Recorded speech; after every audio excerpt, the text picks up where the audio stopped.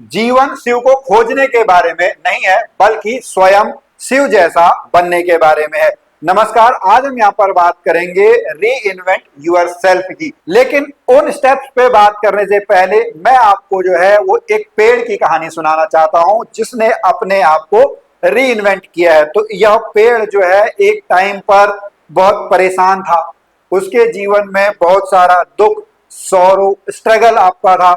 उसमें जो है नए पत्ते नहीं आते थे, उसके अंदर जो फल है वो अपनी कंडीशन से जो है वो बिल्कुल भी खुश नहीं था। लेकिन एक दिन फिर उसने निर्णय लिया।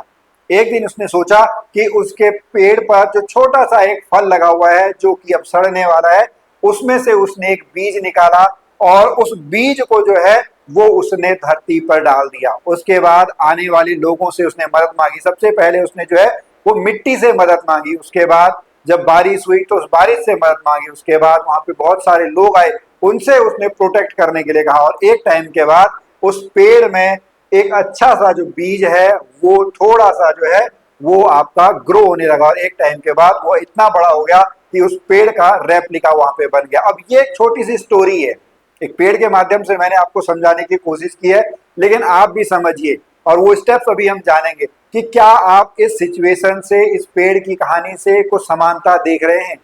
तो उनके बारे में हम बात करेंगे। तो सबसे पहले अगर हम एक एक स्टेप की बात करेंगे, इस कहानी को आप जो है वो याद रखिएगा। लेकिन उन स्टेप्स में जाने से पहले मैं आपको बता दूं, जो एक डायमंड होता है वो भी एक टाइप का कोड होता है जिसने प्रेशर में बहुत बढ़िया परफॉर्म किया। तो सबसे पहले स्टेप के बारे में अगर हम बात करेंगे, आपको जो है वो अवेयरनेस होनी चाहिए। और जहां अगर आप ये वीडियो यहां तक देख रहे हैं, इसका मतलब आपने यह स्टेप जो है वो क्लियर कर लिया। लेकिन आपको जो है इसके आगे के साथ वाले जो स्टेप्स हैं उस पर ध्यान देना होगा। आपके अंदर ये अवेयरनेस है कि आपको जो है री इन्वेंशन की जरूरत है, आपको दोबारा से अपने आप को खोजने की जरूरत है। लेकिन आपको उसके पीछे का कारण ढूंढना है कि आपको ये जरूरत क्यों पड़ रही है, कि आपको अपने आप को दोबारा से री इन्वेंट करना पड़ रहा है। जब आप वो कारण ढूंढ लेंगे, उसके बाद उन कारणों को आप एक्सेप्ट कर लीजिएगा।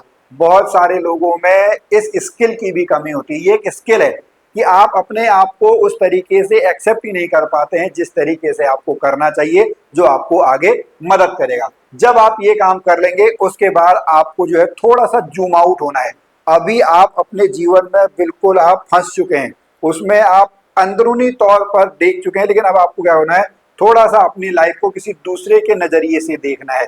या यहाँ पर अगर आप विजुअलाइज कर सकें तो मैं आपको बताऊंगा, आप 10 साल बाद सोचो कि 10 साल बाद आप आज की कंडीशन को किस तरीके से देखोगे। आप जो है अपने आप को जूम आउट कर लो, आपको बहुत सारी चीजें दिखेंगी।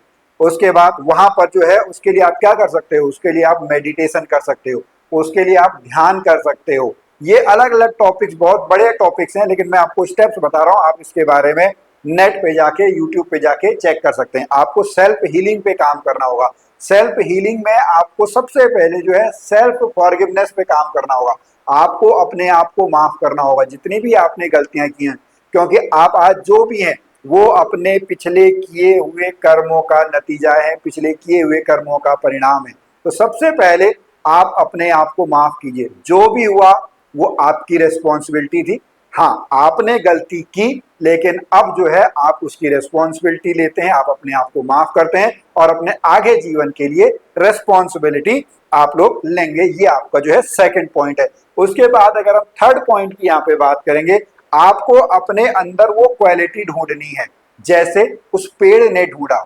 वैसे ही आपको एक छोटा सा बीज देखना है, वो आपको मेडिटेशन से ही आएगा, वो आपको ध्यान से ही आएगा। तो आपको उस क्वालिटी को ढूंढना है जो आपको आगे बढ़ा बनाने वाली है। उसके बाद उसको आपने प्रोटेक्ट करना है। क्या करना है, उसके बाद उसको आपने प्रोटेक्ट करना है, उसको विकसित करना है। और ये रेस्पॉन्सिबिलिटी आपकी है। आपके अंदर बहुत सारी स्किल्स होंगी।